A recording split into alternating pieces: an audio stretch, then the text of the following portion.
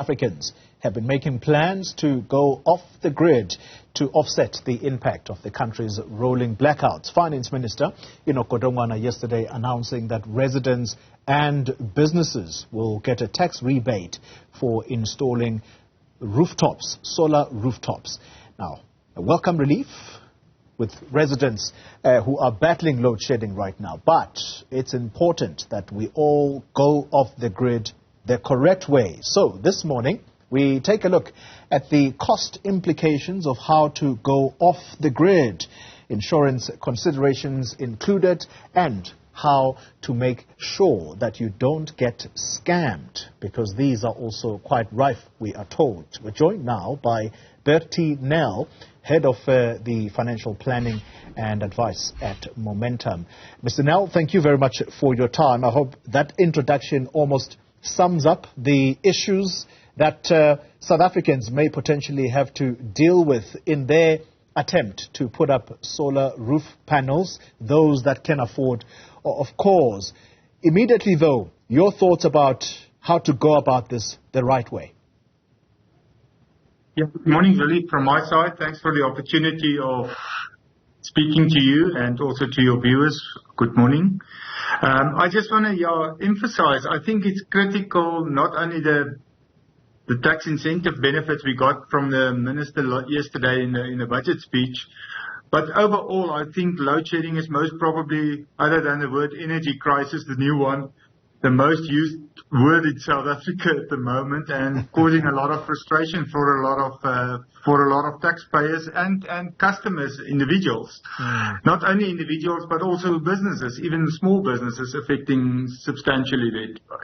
Yeah. But I think it's good to prepare and actually to make the necessary arrangements to get off the grid. I think it is something that is also very loosely used in common terms.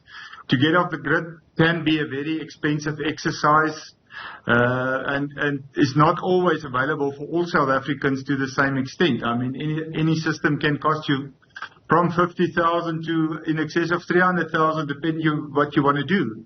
So I think it is critical in evaluating this, not only jump into the ship of going for the incentive that was now offered, but actually look at your personal finance very closely to actually determine, can you afford these and to what extent you can afford. I think sometimes South Africans tend to go overboard installing systems that's not even necessary for their needs. So I think it's critical that you align with a partner and get good advice on what is sufficient to cater for your specific needs. Yeah, and it's very important what you're saying, that do what is necessary, not because you think you can afford it, because this is how we as South Africans get ourselves into debt. So talk us through perhaps a household of 5 people.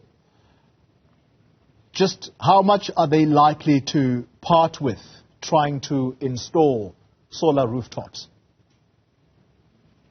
Yeah, I think, first of all, I just need to put out there that I'm not a solar expert. I'm more in the financial advice environment. But I think it's critical for somebody that's got a household of 5 people, 2 adults, 3 children, whatever.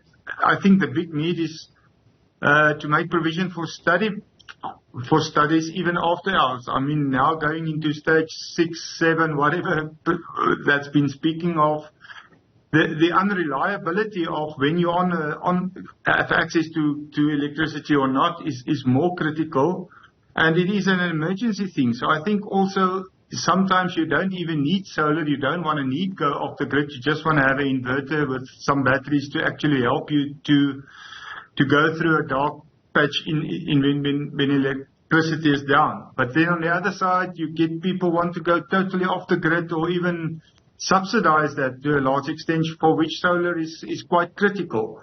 So for me it is, do your homework, start with something that you think can meet, but the important thing to bring the finances into this, you need to consider your budget. I think we're already in an over-indebted environment with lots of pressure from an economical point of view, interest rates rising, cost of living rising.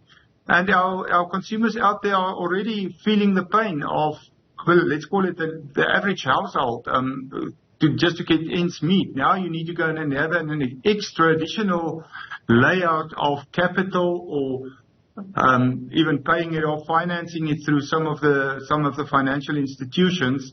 But I think it's critical that you look at your budget also to see what you can afford in these times, not to go overboard and overspending and buying something that is not really required for you and your household. Yeah. Sage advice there. Do your homework. Bertie Nel, I'm sure we're going to have many more of these conversations. Let me thank you for now for your time, Head of Financial Planning at Momentum. Thanks indeed for your time.